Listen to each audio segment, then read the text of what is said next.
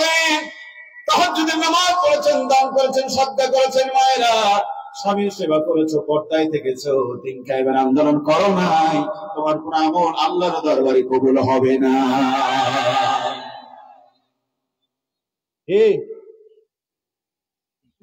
বিদেশে গেলে আপনারা পাসপোর্ট করেন না? করেন না? হজ করতে গেলে পাসপোর্ট করতে হয়, পাসপোর্ট করতে গেলে রেটিনা, চোখের ছবি নাই, আঙ্গুলের ছবি নাই। আবার যখন আপনি বিদেশে যাবেন, ইমিগ্রেশনে গেলে আপনার ছবিগুলি আবার পরীক্ষা করে, পাসপোর্টটা আপনার না অন্য কারো। 10টা আঙ্গুলের ছবি নিতে গিয়া 9টা আঙ্গুলের ছবি মিলে গেছে, একটা আঙ্গুলের ছবি মিলে নাই। জ্ঞানীরা বলেন তো দেখি, বিদেশে যাওয়া হবে? মিলেনি কয়টা? মিলেছে কয়টা? 9টা মিলে গেছে। একটা না মিলার কারণে 9টার মূল্য নাই। বন্ধু আমার, নামাজ পড়েছেন, রোজা রেখেছেন, হজ করেছেন, যাকাত দিয়েছেন, দাড়িটা মিলে নবীর সাথে, টুপি মিলে নবীর সাথে, পাঞ্জাবি মিলে নবীর সাথে, 5 বছর পরে পরে আপনি একটা শিল দিয়েছেন, কিয়ামতের ময়দানে আল্লাহ ব্যালটটা তুলে দেখবেন, আব্দুর রহমানের শিল ইসলামের সাথে মিলে না। আপনার অন্য হুজুর সাহস তো কম না, এত বড় নদী পার হয়ে এসেছে, ভাঙ্গা রাস্তা, তোর দিলেও পালাতে পারবেন না। কোথা থেকে কোথায় নিয়ে গেলেন? তাফসীর মাহফিলের বিষ মারলেন নাকি আপনি? এই মাহফিলকে আর হতে দিবেন না আমাদেরকে। কত কষ্ট করে মাহফিল করেছে হুজুর, শেষ পর্যন্ত ভোট, ব্যালট। আল্লাহ কি ব্যালটটাও দেখাবে নাকি? এরকম প্রশ্ন আছে না নাই?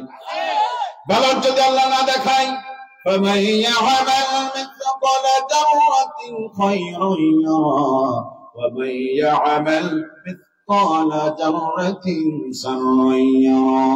বান্দা ভালো কাজ যারা পরিমাণ করলো মালিক দেখাবে, যারা পরিমাণ খারাপ কিছু করলো আল্লাহ দেখাবে। বলেন ঠিক কিনা? কিয়ামতের ময়দানে বলবেন, ইকরা কাফা বিনাফসিকা ইয়াওমা আলাইকা হাসিবা। হে আব্দুল্লাহ, আব্দুর রহমান পড়, নিজের আমল নিজে পড়, দেখ কি করেছিস, হিসাবের জন্য এটাই যথেষ্ট হবে। আব্দুল্লাহ ওই রিপোর্টটা হাতে করবে আর বলবেন, মালে হাদাল কিতাব লা ইউগাদিরু সগীরাতান ওয়ালা কাবীরাতান ইল্লা সাহা। ছোটটাও বাদ পড়েনি, বড়টাও বাদ পড়েনি।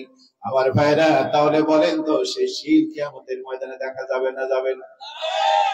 নামাজ পড়েছেন কোরআন দিয়ে, রোজা রেখেছেন কোরআন দিয়ে, হজ করেছেন কোরআন দিয়ে, যাকাত দিয়েছেন কোরআন দিয়ে, টুপিটা মিলবে নবীর সাথে, দাড়ি মিলবে নবীর সাথে, পাঞ্জাবি মিলবে নবীর সাথে, সব মিলে যাবে। কিন্তু শিল যদি ইসলামের সাথে না মিলে, 10 আঙ্গুলের 9 আঙ্গুলের ছবি মিলে, 1 আঙ্গুলের ছবি না মিলে, যেমন বিদেশে যাওয়া হয় না, সব আমল মিলে যাবে। দিন কায়েমের পক্ষে যদি আপনার শিল না হয় বন্ধু, কিয়ামতের ময়দানে আপনারও জান্নাত হওয়ার কথা নয়।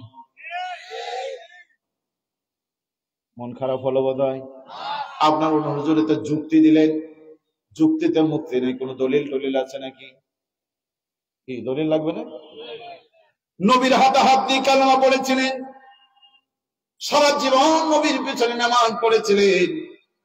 ফরজ সালাত তার কাজা ছিল না, ফরজ রোজা তার কাজা ছিল না, তাহাজ্জুদের নামাজও বেচারা ছেড়ে দেন নাই। ইন্তিকালের পরে প্রিয় হাবিব নিজের জুব্বা মোবারক খুলে তারে দিলেন কাফনের কাপড় বানানোর জন্য, মুখের লালা নিয়ে তার মুখে লাগিয়ে দিলেন। কি কষ্ট হচ্ছে? মুখের লালা নিয়ে তার মুখে লাগিয়ে দিলেন। আল্লাহ নবী জানাজায় দাঁড়ালেন, জানাজা শেষে হাত তুলে দোয়া করলেন। যেই নবী দোয়া করলে উহুদের পাহাড়কে আল্লাহ স্বর্ণ বানিয়ে দিতে চেয়েছিলেন, সেই নবী আজকে হাত তুলেছেন। আল্লাহ পাক বলছেন, নবী হাত নামাও, আজকের দোয়া কবুল হবে না। নবী একবার, দুইবার না, 70 বারও যদি দোয়া করো, এই মুনাফিকের পক্ষে আমি দোয়া কবুল করবো না, জাহান্নামে দেব। কি নাম? লোকটার নাম কি? আব্দুল্লাহ ইবনে উবাই বিন সালুল। নামাজ কাজা করে নাই, রোজা কাজা করে নাই, হজ কাজা করে নাই।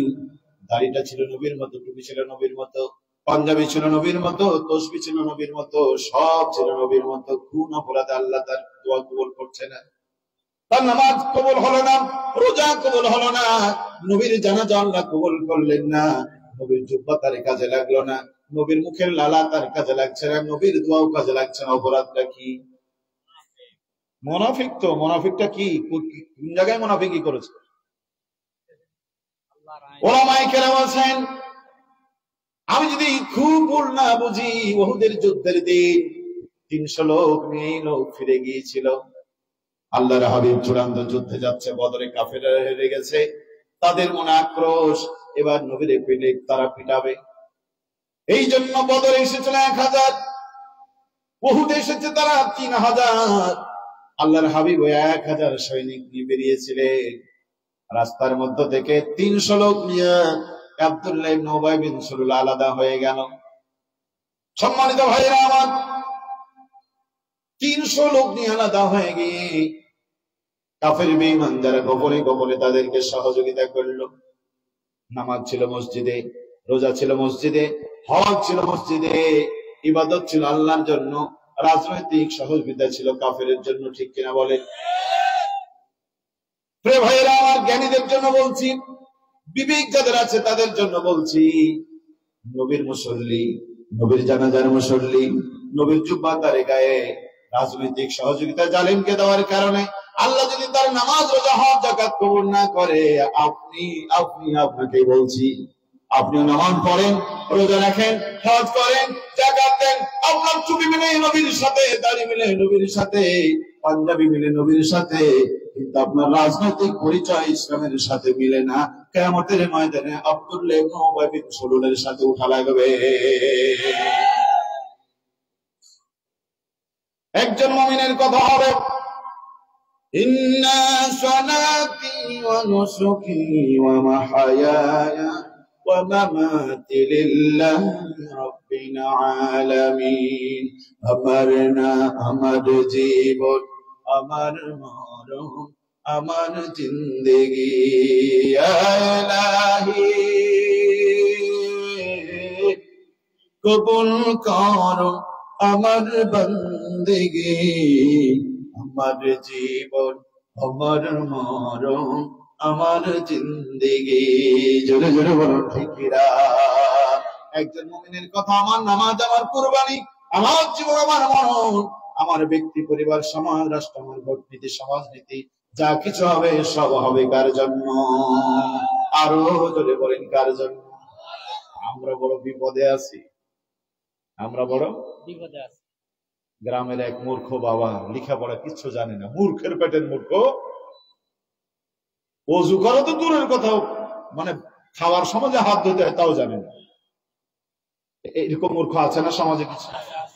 কিন্তু তার কপাল ভালো, তার একটা মাত্র ছেলে, সেই ছেলের মাদ্রাসায় দিয়েছে, সেই ছেলেও এমন মেধাবী, মাত্র 6 মাসে হাফেজ হয়ে গেছে। বলেন আল্লাহু আকবার। আমাদের কাজী ইব্রাহিম সাহেব কয়দিনের হাফেজ? কাজী ইব্রাহিম সাহেব 33 দিনে হাফেজ হয়েছে। আল্লাহু আকবার। সেই মানুষটার উপরে কি জুলুম! কদিন আগেও লোকটারে হামলা করলো, কি ঠিক না? জাতির বিবেক কোথায় গিয়েছে? চুরি করে, ডাকাতি করে দেশটাকে ধ্বংস করে দিল। ওই এক হুজুর আজহারের কল্লা কাটার জন্য ঘোষণা দিয়েছে, 10 লক্ষ টাকা দেয় নাই। হুজুর, তুমি আজহারের কল্লা কাটার জন্য ঘোষণা দিয়েছো, তোমার টাকা বেশি হয়ে গেছে, ঠিক আছে, তোমার এত ইমানের জোর, এই বাংলাদেশে ধর্ষণের সেঞ্চুরি পালন হয়েছিল, জসিমউদ্দিন মানিকেরা কপাল উঁচু করে বুক উঁচু করে চলেছে, কোথায় তোমার ইমান? সেদিন তো তুমি কথা বলতে পারো নাই, ঠিক কিনা বলো?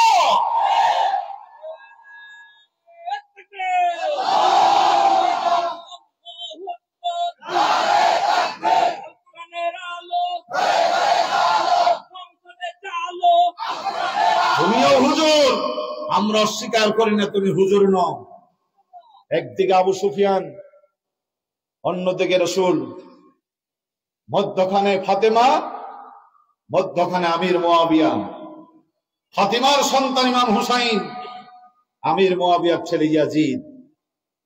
ওলামায়ে কেরাম আছেন ঐতিহাসিক, আবু সুফিয়ান সারা মানে জীবনের একটা বড় অংশ নবীজির সাথে তার সম্পর্ক ভালো ছিল না, ঠিক কিনা বলে? মক্কা বিজয়ের দিন বাধ্য ইসলাম গ্রহণ করেছেন, আল্লাহ তাকে ক্ষমা করুক, আমরা তাকে নিয়ে কথা বলবো না, সে সাহাবী। কিন্তু আগের জীবন তো নবীর সাথে তার ভালো সম্পর্ক ছিল না।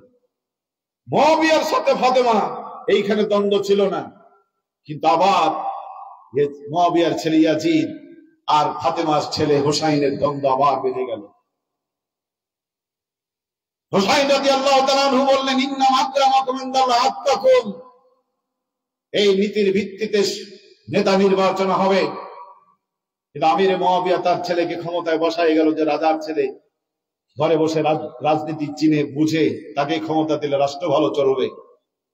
এই প্রতিবাদ করার কারণে সেদিন ইয়াজিদ ঘোষণা দিয়েছিল, ইমাম হোসেনের কল্লা ফেলে দিতে পারলে 100 লাল উট দেওয়া হবে। ইয়াজিদ মুসলমান, ইমাম হুসাইন মুসলমান, দুই মুসলমানকে আল্লাহর কাছে এক, কথা বলতে এক। অর্থাৎ এই পৃথিবীতে মুসলমান আছে, একদল হলো ইয়াজিদ মুসলমান, আর একদল হলো হুসাইন মুসলমান। ঠিক কি বলেন? আজকে যারা কল্লা ফেলে দেওয়ার কথা বলো, আমরা তোমাদেরকে মুসলমান মনে করি, তোমরা ইয়াজিদ মুসলমান।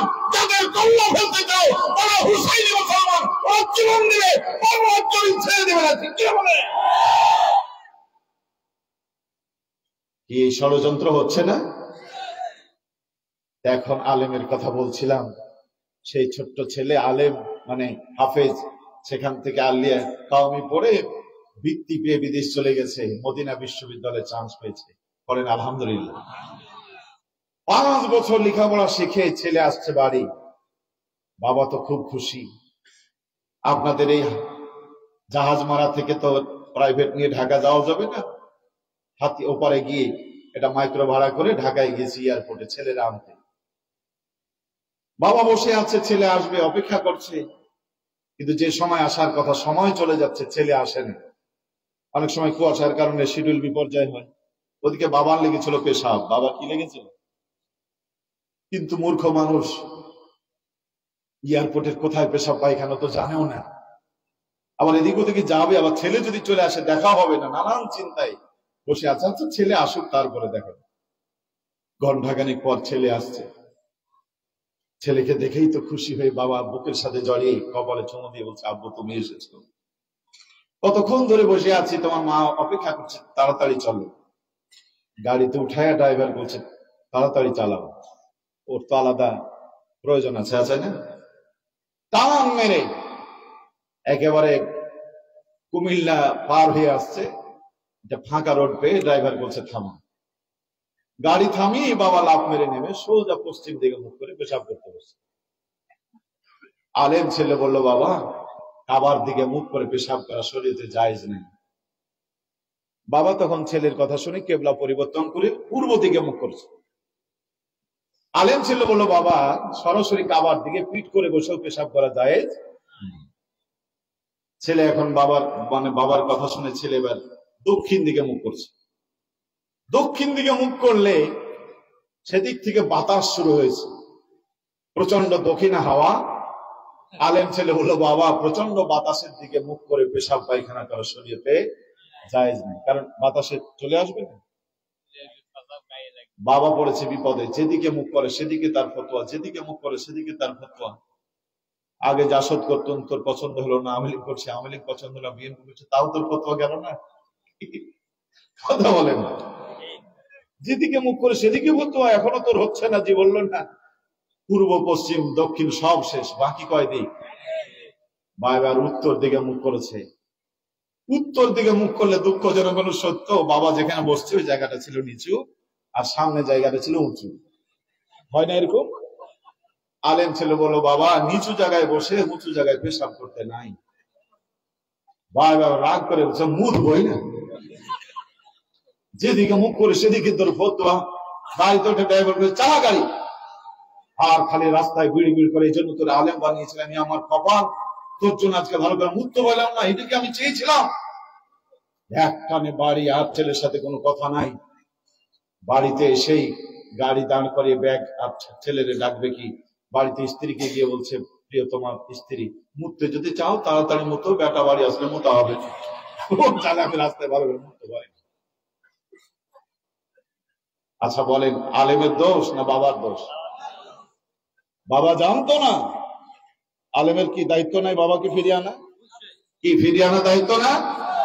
কিন্তু এই বাবা মূর্খতার কারণে ছেলের কথা না শুনে ছেলেকে এখন বাড়ি থেকে তাড়িয়ে দেওয়ার সিদ্ধান্ত নিয়েছে। আজকে এই মূর্খ জাতি, আমরা যখন তাদেরকে মরতে তোমাকে হবে, আল্লাহর দিনের খাঁটি গোলাম হয়ে যাও, এদিক সেদিক করে তোমার লাভ নাই, উত্তর পূর্ব পশ্চিম দিকে ঘুরলে হবে না, আল্লাহর দিকে ঘুরতে হবে। এই জাতি আলেমদের কথা না বুঝে মূর্খ বাবার মতো আচরণ করে, আলেমদেরকে তারা দেশ থেকে তাড়াতে চাই। ঠিক কিনা বলো? হযরত নূহ আলাইহিস সালাম 950 বছর ডেকেছিলেন। এ মাহফিল তো 5 বছর হচ্ছে। 5 বছরের প্রতিদিন হয় না, বছরে একদিন 2 দিন হয়। নূহ আলাইহিস সালাম একদিন 2 দিন নয়, 950 বছর ডেকেছিলেন।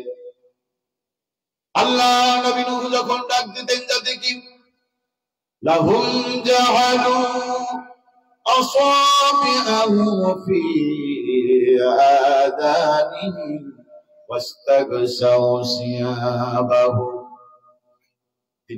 দিনের দিনে যখন ডাকতেন, আল্লাহর দিকে যখন মানুষকে আহ্বান করতেন, জাতির লোকেরা কানে আঙ্গুল দিয়ে বসে থাকতো, চাদর দিয়ে মুখ ঢেকে ঢেকে চলতো, নবীর কথা শুনবেও না, নবীকে তারা চোখেও দেখবেও না। এ ভাই, কি কষ্ট হচ্ছে আপনাদের? ওই যে উঠাউঠি করছেন কেন?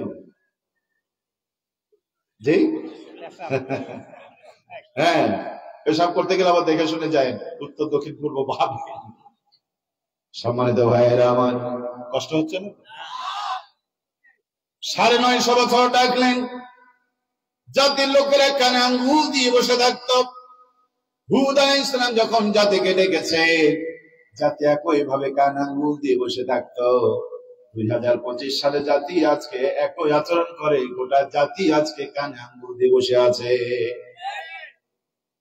আজকের দিনে আজান হয়েছিল না হয় নাই? 5 বার আজান হয়নি?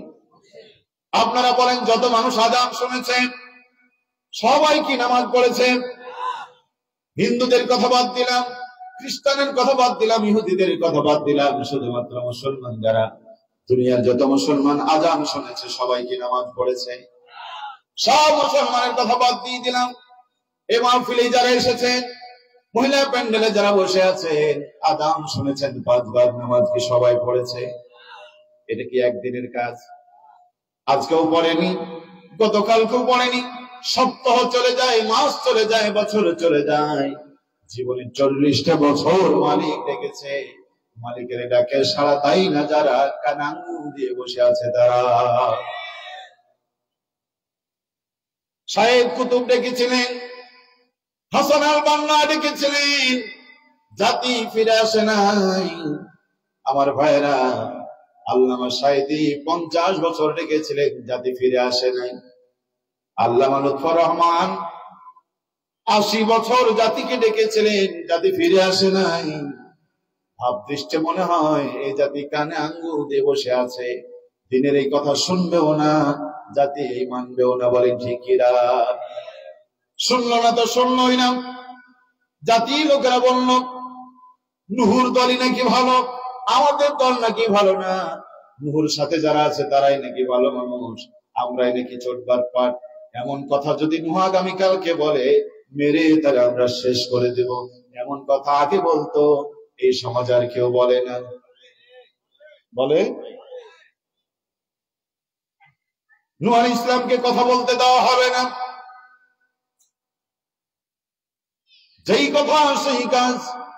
পরের দিন আল্লাহ নবী নূহ যখন দাওয়াতের কাজে গিয়েছেন, যুবকদের খেলে দিয়ে দিয়েছেন ইট পাথর মারার জন্য। মারতে মারতে মারতে মারতে আল্লাহ নবী নূহ অজ্ঞান হয়ে গেছেন। তাদের কেউ ধারণা করলো নবী নূহ মারা গিয়েছে, চলো যাই। সম্মানিত ভাইরা, আল্লাহ নবী নূহ কতক্ষণ পরে জ্ঞান ফিরেছে। নূহ আলাইহিস সালাম আল্লাহর কাছে বলে, রব্বুল আলামিন জাতিকে মাফ করো।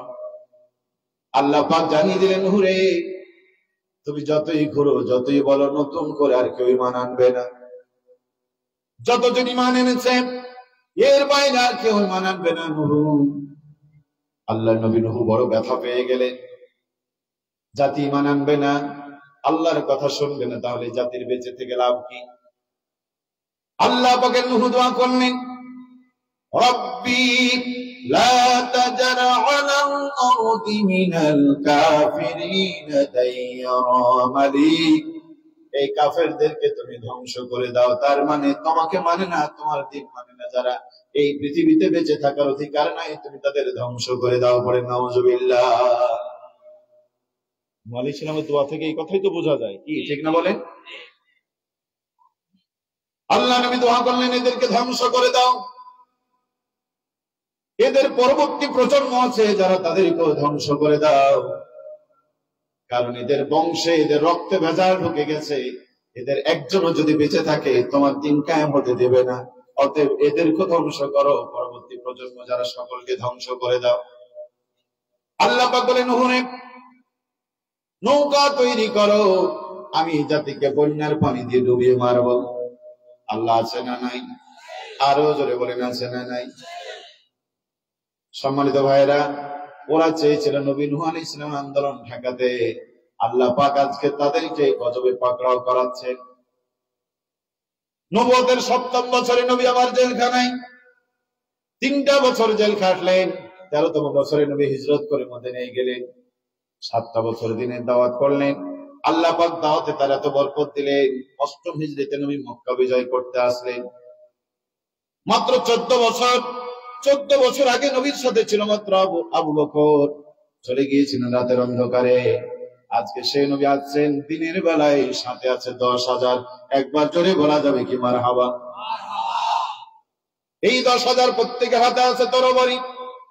কাফেরদের করে যায় ভয় ঢুকলো, বাধা দিতে পারলো না। নবী আমার মক্কা বিজয় করলেন। শত বছর ধরে মূর্তি তৈরি করে রেখেছিল। আল্লাহর হাবিবের প্রিয় সাহাবীরা কয়েক ঘন্টার ভিতরে সমস্ত মূর্তি ভেঙে মাটির সাথে গুড়িয়ে দিয়েছেন। বলেন আল্লাহু আকবার। 2006 সালের 28 অক্টোবর লঘু বৈঠার তাণ্ডব দিয়ে এই বাংলার জমিন থেকে নারায়ে তাকবীর আল্লাহু আকবার বন্ধ করার ষড়যন্ত্র হয়েছিল। আলেমদের মুখে তালা দেওয়ার ষড়যন্ত্র হয়েছিল। জীবন্ত মানুষকে পিটায় ও যখন শহীদ হয়ে গেছে, এই মরা মানুষের উপরে বুকের উপরে চাপায়া লঘু বৈঠা দিয়ে দাঁত ভাঙার চেষ্টা হয়েছিল। ঠিক কিনা বলেন? সম্মানিত ভাইয়েরা আমার, 2024 সালের 5 আগস্ট ওই শক্তিকে আল্লাহ দুনিয়া থেকে বিদায় খুব পরাজয় করালেন। আজও বাংলাদেশ আছে, আছে না নাই? কথা বলেন, আছে না নাই? বাংলা আছে, নারায়ে তাকবীর আছে, আল্লাহর আইন সৎলোকের শাসন চাওয়া মানুষ আছে। লঘু বৈঠার মহারানী বাংলাদেশে নাই। বলেন ঠিক কিনা?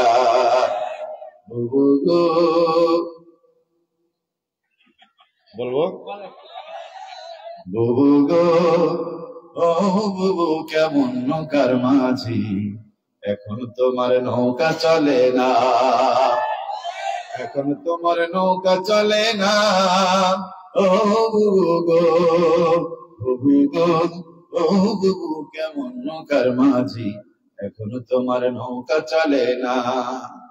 তোমার নৌকার পাল ছিঁড়েছে তুমি তো জানো না, লঘু বৈঠা ভেঙে গেছে খবর তো রাখো না। বুবু গো, ও বুবু কেমন নৌকার মাঝি, এখন তোমার নৌকা চলে না। ঠিক না বলেন? সব খুনিদের বিচার বুবু হবে আনা আনা, তোমার বিচার হবে বুবু পুরুষ হলো আনা। বুবু গো, ও বুবু কেমন নৌকার মাঝি, এখন তোমার নৌকা চলে না। ঠিক না বলেন? আল্লাহ পাক নূহ আলাইহিস সালামকে বলেন, নূহ নৌকা তৈরি করো। নূহ আলাইহিস সালাম নৌকা তৈরি করলেন, কারণ প্লাবনের পানি যখন চলে আসবে মুমিনরা কোথায় যাবে? আল্লাহ মুমিনদেরকে বাঁচানোর জন্য নৌকা তৈরি করতে বললেন। বলেন আলহামদুলিল্লাহ। জাতিকে বলেন, জাতির লোকেরা শেষবারের মতো বলছি, ফিরে আসো, আল্লাহর গজব আসবে। পোড়া কপাল, পোড়া কপাল বদনসিব জাতির লোকেরা বলল, নূহ মরণের ভয় দেখায় না, বাঁচার জন্য তোমার দলে যাব না, বাঁচার জন্য তোমার নৌকায় উঠবো না, প্রয়োজনে পাহাড়ে গিয়ে উঠবো, প্রয়োজনে ফখরুল সাহেবের বাড়ি যাব। মিলে না? মিলে না? অহংকারীদের সাথে কথার মিল আছে না নাই? আল্লাহ তাদেরকে বাঁচতে ডাকে, ওরা আল্লাহর সাথে বিদ্রোহ করে। জাতি তাদের সংশোধন হতে বলে, ওরা বিদ্রোহ করে। ওরা বললো প্রয়োজনে পাহাড়ে গিয়ে উঠবো, নৌকায় উঠবো না। আপনারা বলেন তো দেখি, পাহাড় কার হুকুম মানে? আল্লাহ তাআলা বন্যার পানি পাহাড়ে তুলতে পারে না? পারে না? যেই চিন্তা সেই কাজ। জাতির 3 জন যুবক পাহাড়ে গিয়ে উঠলো, গর্তের ভিতরে আশ্রয় নিল। আল্লাহ পাক বলেন, নূহ রে, এই মানুষগুলিকে আমি বন্যার পানি দিয়ে চুবিয়ে মারতে পারতাম, কিন্তু বন্যার পানিতে মারবো না, ভিন্ন কায়দায় মারবো, গোটা জাতির কাছে যেন দৃষ্টান্ত থাকতে পারে। আল্লাহ পাক 3 জন যুবককে পেশাবের চাপ দিলেন। এমন পেশাবের চাপ, গর্তের বাইরে যাওয়ার সময় নাই। তিনজন যুবক তিন দিকে মুখ করে পেশাব করা শুরু করেছে। এই পেশাব না সেই পেশাব। পেশাব করতে করতে করতে করতে গর্ত ভরাট হয়ে গিয়ে আল্লাহ নিজেদের পেশাবে ডুবিয়ে মেরেছেন। পরে মারা হাওয়া। ওই আল্লাহ আছে না নাই? নমরুদকে আল্লাহ জুতা পিটা করলেন। এত বড় অহংকারীকে আল্লাহকে মারতে চেয়েছিল, তার মরণটারও ভয়াবহ দরকার ছিল আমাদের মনে হয়, কিন্তু আল্লাহ মশা দিয়ে জুতা পিটা করে মেরে দুনিয়ার কাছে দৃষ্টান্ত দিলেন, আমার সাথে গাদ্দারি করে যারা, এত বড় ক্ষমতার মালিক হয়ে জুতার বাড়ি খায় তারা। ফেরাউনকে আল্লাহ সাগরে ডুবালেন। গোটা পৃথিবীর মানুষকে দেখালেন, দেখ কেমন রব, রব নিজে পানিতে ডুবে মারা যায়। কিয়ামত পর্যন্ত কেউ যাতে সাহস না করে আল্লাহর বাদ দিয়ে রব দাবি করতে, কারণ আল্লাহর বাদ দিয়ে রব দাবি করলে আল্লাহ ফেরাউনের মধ্যে তারে পানিতে চুবাইয়ে মারবেন। ঠিক কিনা বলেন? আব্রাহা এসেছিল কাবা ঘর ভাঙতে। কাবার পাশেই দাঁড়িয়ে আছে দুটো পাহাড়, সাফা মারওয়া দুটো পাহাড়। আল্লাহ চাইলে দুটো পাহাড়কে তুলে তাদেরকে জাতার মতো করে পিষে মারতে পারতেন। ঠিক কিনা বলেন? কিন্তু তা করলেন না। আল্লাহ পাখি পাঠালেন দলে দলে, আর এই পাখির পাথর দিয়া আব্রাহার গোষ্ঠীকে শেষ করে দিলেন। আল্লাহ তাআলা জগৎবাসীকে দেখাতে চাইলেন, আবার যদি আমার ঘর ভাঙতে আসিস আমি তোদেরকে এইভাবে বিদায় করে দেব। বলেন ঠিক কিনা? এই তিনজন যুবককে আল্লাহ বন্যার পানি দিয়ে মারতে পারতেন, মানলেন না। এই কারণে গোটা পৃথিবীর মানুষের কাছে দৃষ্টান্ত দিয়ে দিলেন, আমার জুলুম আমার গজবে পড়বে যারা, পৃথিবীর কোথাও গিয়ে বাঁচবে না তারা। বলেন ঠিক কিনা? একটা কথা বলি মুসলমানরা, যাই ভাবেন 15 বছরের স্বৈরাচারকে আল্লাহ পাক আগামী নির্বাচনে পরাজিত করে সংসদ থেকে বের করে দিতে পারতেন, পারতেন না? কিন্তু আল্লাহ তা না করে ছাত্র জনতার বিপ্লবে দুপুরের খানা রেডি রেখে আল্লাহ না খাইয়ে সকলকে দেশ থেকে বিদায় করে ওটা জাতির কাছে দৃষ্টান্ত দিয়েছেন, স্বৈরাচারী করবি না, করলে মালিক ছাড়বে না। ঠিক বলেন?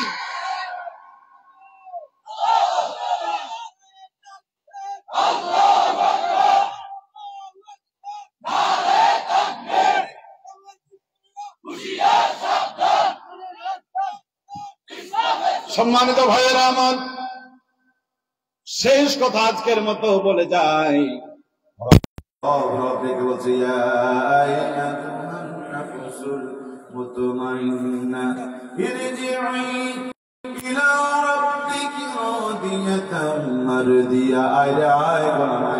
অনেক করেছিস, অনেক 40টা বছর বাতিলের সাথে লাফালাফি করেছিস, 50 বছর বাতিলের সাথে স্লোগান দিয়েছিস, 80 বছর আমার দিনের বিরুদ্ধে লড়াই করেছিস। আয় গোলাপ জীবনের পরন্ত বিকালে রবের দিকে ফিরাই, ফাদখুলি ফি ইবাদি, আমার সালেহীন বান্দাদের দল হও, ওয়াদখুলি জান্নাতি, জান্নাতের ভিতরে প্রবেশ করো।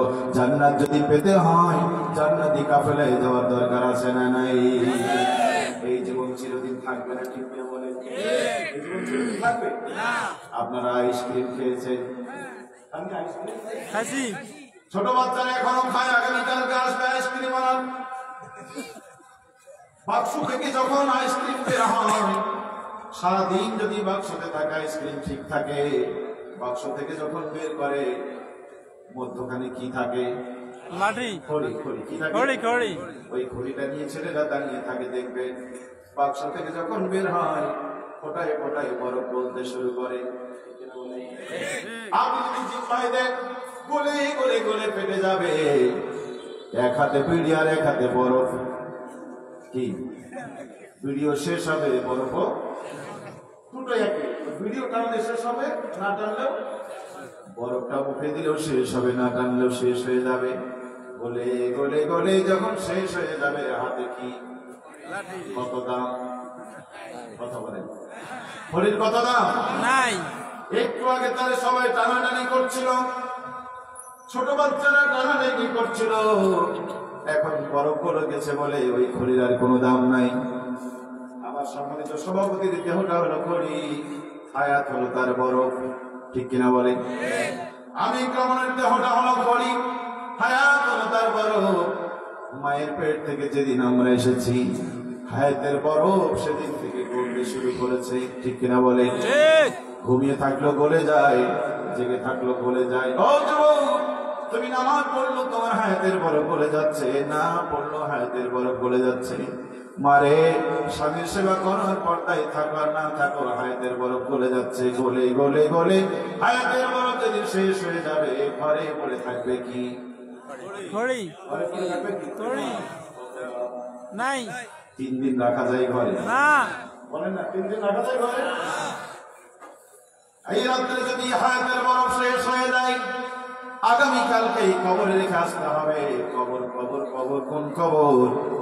আধুনিক বিজ্ঞান গবেষণা করে বলছেন, মানুষকে যখন কবর দেওয়া হয়, 6 দিন যেতে না যেতে হাত পায়ের নখগুলি খুলে খুলে যায়, 9 দিন যেতে না যেতে মাথার চুল পড়ে যায়, 17 দিন যেতে না যেতে পেট ফেটে পোকা মাকড়ের খাবার হয়, 60 দিন যেতে না যেতে দেহের সব বস্তুগুলি খুলে কঙ্কালটা পড়ে থাকে, 90 দিন যেতে না যেতে যারা লাইভে আছেন আমলের নিয়তে লাইভটি শেয়ার করে দেন। 6 দিন পরে নখ খসে যাবে, 9 দিন পরে চুল, 6 দিন পরে নখ খসে যাবে, 9 দিন পরে চুল। কবর গাহের সামান নিতে কইরো না কেউ ভুল, কবর জায়গা ভালো নয়, আমল দিয়ে কবর গৃহ সাজিয়ে নিতে হয়, ঠিক কিনা বলে? 17 দিন পরে পেট ফেটে পোকার খাদ্য হবে, 6 দিন পরে গোস্ত রবে না, কঙ্কাল পরে রবে, 90 দিন পরে হাড়গুলো সব আলাদা হয়ে রয়, কবর জায়গা ভালো নয়, আমল দিয়ে কবর গৃহ সাজিয়ে রাখতে হয়। জোরে জোরে বলুন, ঠিক কিনা? ইয়া আইয়ুহাল্লাযীনা আমানু তাকুল্লাহা হাক্কা তুকাতিহি ওয়া লা তামুতুন্না ইল্লা ওয়া আনতুম মুসলিমুন। মরণ আসবে, তার আগে আল্লাহকে ভয় করে মুসলমান হওয়ার জন্য বলছেন কে? আসুন আসুন আমরা শতভাগ মুসলমান হয়ে ইসলামের মধ্যে প্রবেশ করি। আল্লাহ কবুল করেন, বলি আল্লাহুম্মা আমিন। ভালো থেকো বন্ধু, যদি বেঁচে থাকি দেখা হবে আবার। ভালো থেকো বন্ধু, যদি বেঁচে থাকি কথা হবে আবার। চারিদিকে মৃত্যুর হাহাকার শুনি, হৃদয়ে ক্রন্দন সবার, মনটাকে ধুয়ে মুছে সাপ করে না, বেলা বুঝি হয়েছে যাবার, দেখা হবে আবার। ভালো থেকো বন্ধু, যদি বেঁচে থাকি দেখা হবে আবার। তোমাদের কথাগুলি মনে হলে অশ্রুরা দু চোখে নেমে আসে, দুঃখের সাগর হয়ে বহে নীরবে, স্মৃতির পাতাটুকু মনে ঝরে। ক্ষমা করে দিও প্রিয় যদি না পারি, ক্ষমা করে দিও প্রিয় যদি না পারি, কুরআন হাদিস শোনাবার, দেখা হবে আবার। ভালো থেকো বন্ধু, যদি বেঁচে থাকি দেখা হবে আবার। ভালো থেকো বন্ধু, যদি বেঁচে থাকি কথা হবে আবার। আসসালামু আলাইকুম।